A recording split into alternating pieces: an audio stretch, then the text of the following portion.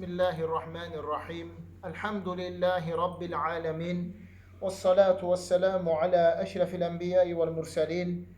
Nebiyyina Muhammedin ve ala alihi ve ashabihi ecma'in. Rabbi şrahli sadri ve yessirli emri. Vahlul ugdeten min lisani yefkahu kavli. Allahümme allimna ma yenfa'una. وانفعنا بما علمتنا وزدنا علما وأصلح لنا شأننا كله ولا تكلنا إلى أنفسنا طرفة عين. Əziz, qiymətli qardaşlar, hörmətli cəmaət, aləmlərin Rəbbi olan Allaha sonsuz həmd sənalar olsun. Onun sonuncu Peyğəmbəri Muhammed sallallahu aleyhi və səlləmə, onun ailəsinə, səhabələrinə, əhli beytinə və qiyamət gününədək onlara gözəl şəkildə tabi olanlara Allahın salavatı, salamı, xeyir duası, bərəkət olsun. Allah Taala'nın müvəffəqiyyəti, onun yardımı və köməkliyi ilə fiqh dərslərimizi öyrənməyə davam edirik. Bugün namazın rükunlarından birincisi olan ayaq üstə dayanıb namaz qılma rükununu tamamlayırıq.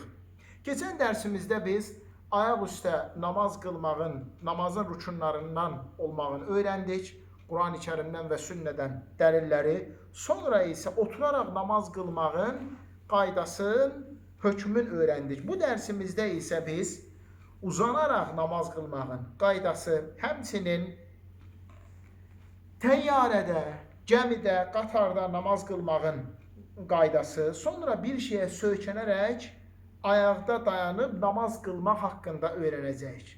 Sıfətul ittica'i, uzanaraq namaz qılmağın qaydası. Buyurur ki, müəllif, "Mən sallə muttaci'an feyustahabbu an yakuna zalika ala janbihi'l aymani mustaqbilan bi cihatil qiblə." Kim uzanaraq namaz qılarsa, müstəhəb olub bəyənilən odur ki, o sağ çiyini üzərində üzü qibləyə tərəf uzanıb namazın qılsın. Uzanaraq namaz qılan şəxs sağ çiyini üzərində uzanır, üzü qibləyə tərəf dayanaraq namazın qılır. Li'ennehu sünnə fi'n-nevm. Ona görə ki, yatmaqda sünnə, qayda budur.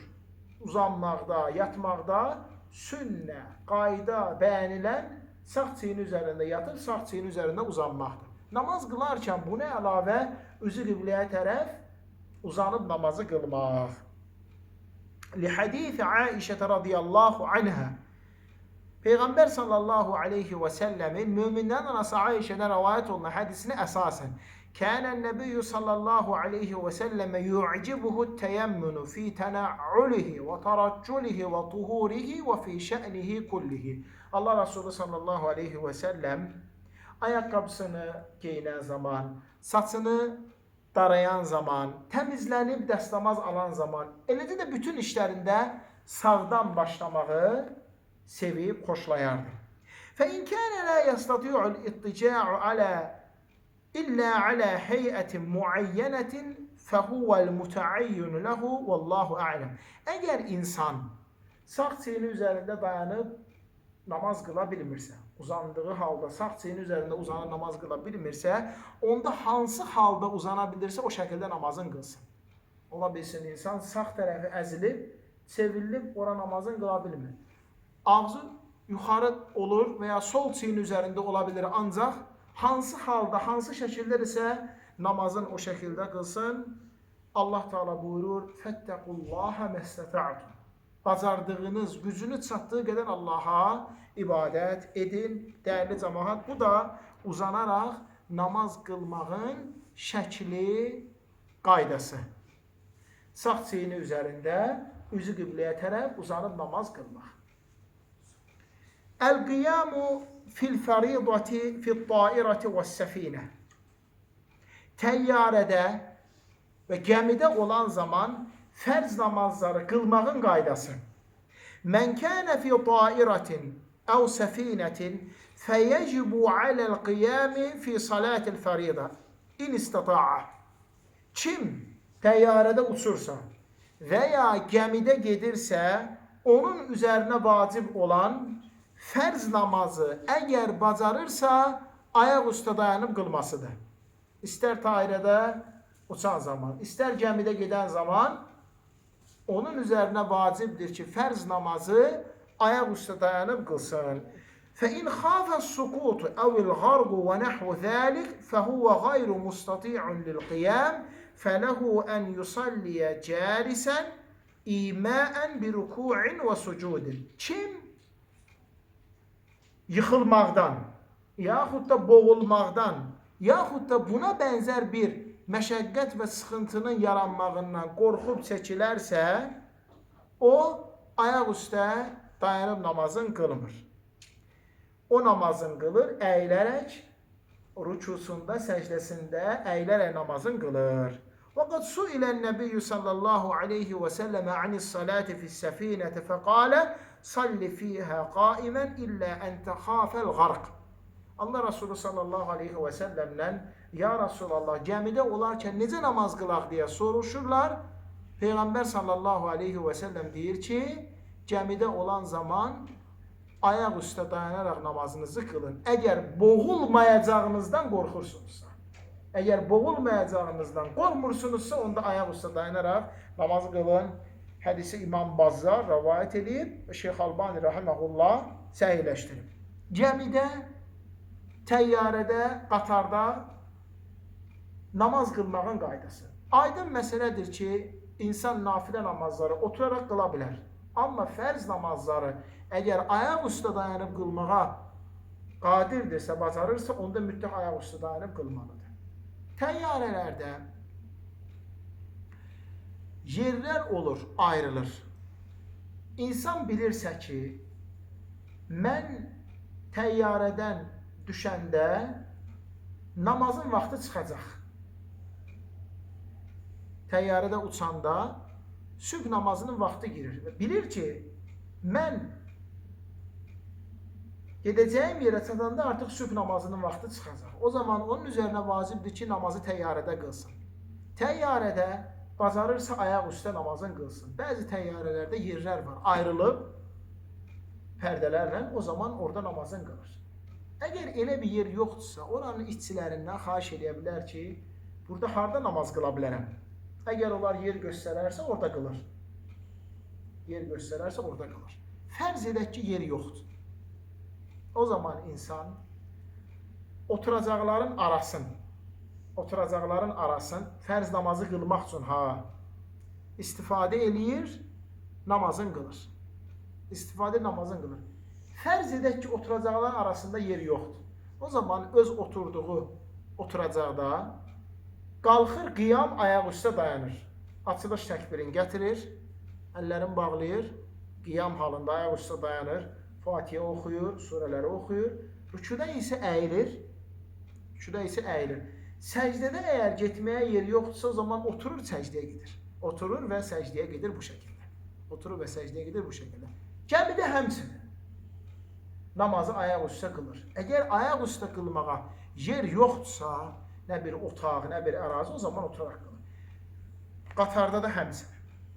Bilirsən ki, sən çatandan sonra hal-hazırki namazın vaxtı çıxacaq, o zaman həmin mini vasitə namazı qılır. Amma bilirsən ki, sən düşəndə hələ sübh namazının vaxtı çıxmayacaq və ya zöhrün, asrın, məğrib, işanın vaxtı çıxmayacaq, o zaman çatandan sonra hava limanında yaxud dəniz limanında namazını qılırsan. Aydındır, dəyərli cəmaat?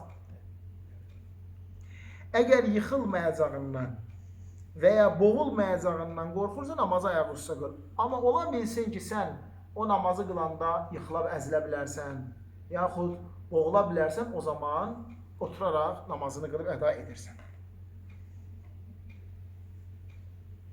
Əl-i'timadu alə şeyin fil-qiyam. Ayaq üstə dayanan zaman bir şeyə söykənmək haqqında, bir şeyə tutunmaq, söykənmək, onu özünə dayaq götürmək haqqında. Dəyərli cəmaət, mən sallə və huvə muttəkiun alə haidin əv asən və nəhvu zəlik fəin kənə li'udrin fəhəzə mimmə ettəfəqəl uləməu alə cəvazihi lidəail həcəti iləyh. Kim namazını bir divara, yaxud bir sütuna, yaxud bir asaya, bir ağaca söykənərək qılarsa, söykənərək, ona tutunaraq qılarsa, əgər bu üzr səbəbi ilə olursa, bir ehtiyac, bir üzr səbəbi ilə olursa, alimlərin ittifaq edib, yekdir rəyinə görə icazəlidir, belə eləmək olar. Əgər həqiqətən də bir üzr varsa, söykənərək namaz qıla bilərsən, səbəb də nədir? Onun üzrü. Ayaq üstə dayana bilmir. Ayaq üstə dayana bilmir. Söykənib qılsa, ayaq üstə dayanıb qıla biləcək, o zaman söykənib bir şeyə tutunub namazın qılır. Peyğəmbər sallallahu aleyhi və səlləm Ummu Qeys binti Mihsan'la rəvayət olunan hədisdə deyir ki, yaşlaşdığı zaman və bədəni ağırlaşdıqda öz namaz qıldığı yerdə bir sütun götürərmiş və ona söykənərək namazın qılarmış. Öz namaz qıldığı yerdə, fərz edək ki, məsciddə, yaxud da musal, yaxud da evdə bir dayaq götürərmiş özünə, sütun götürərmiş və ya divan, ona söykənib namazın qılarmış, hədis səhihdir. Şeyx Albani deyir ki, Əbu Davudda gəlir bu hədis və hədis səhihdir. Allah subhanət hala buyurur, Fəttəqullaha məstəta'tum. Nə qədər bacarırsınızsa Allaha o şəkildə ibadət edib ondan qorxun. Məsələn, adam bugün bizim ibadət etdiyimiz kimi ayaq üstə dayana bilmir. Amma ayaq üstə dayanıb namazın qılmalıdır, bir şeyə söykənsə, divara, yaxud sütuna, yaxud da asasına, əlindəki ağaca, o zaman o şəkildə namazın qılır. Onlara söykənə bilər. Son olaraq, dəyərli cəmaat, İzə sallə xalfə imamin cəlisun li'udhrin. Əgər insan bir üzr səbəbi ilə oturaraq namaz qılan imamın arxasında namaz qılarsa, o necə namaz qılacaq? Ayaq üstə mi qılacaq? Yoxsa o da imam kimi oturaraq mı namaz qılacaq? Buyurur ki, fəyusalliyə cəlisən alə əsəhhi kəmə səyəti təhriruhu fi saləti cəmaəti. Ən doğru olan görüşə görə o da imam kimi namazı oturaraq qılacaq. İnşallah bu haqda cəmaat namazında öyrənəcək. Əgər bir imam bir üzr səbəbi ilə xəstəlik, yaxud bir yeri sıyrılıb, yaralanıb, oturaraq namazı qılırsa, arxasındakı cəmaat da oturaraq namazı qılacaq. Əlbəttə, bu mövzuda iki rəy var. İnşallah bunu bir cəmaat namazı mövzusunda öyrənəcəyik. Keçən dərsimizdə yadınızdadırsa, Ənəs İbn Məlikdən bir hədis oxudu.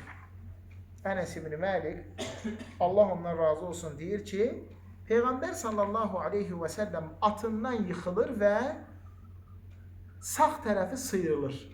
Sağ tərəfi zədə alır. Biz getdik onun yanına, onu ziyarət elədik. Ona baş çəkdik. Bu vaxt namazın vaxtı gəldi.